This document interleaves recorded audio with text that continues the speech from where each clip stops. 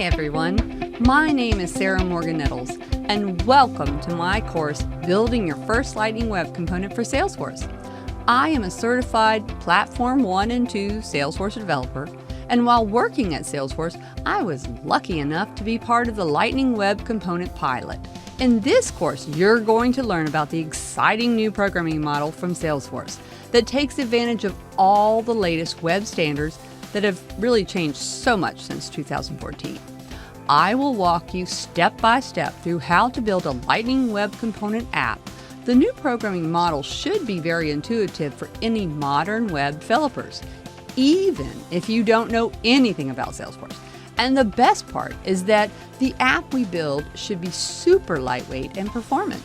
Some of the major topics that we will cover include setting up your development environment with Visual Studio Code and SalesforceDX, building an app which includes several nested web components that communicate using custom DOM events, and then lessons I learned about converting Aura components.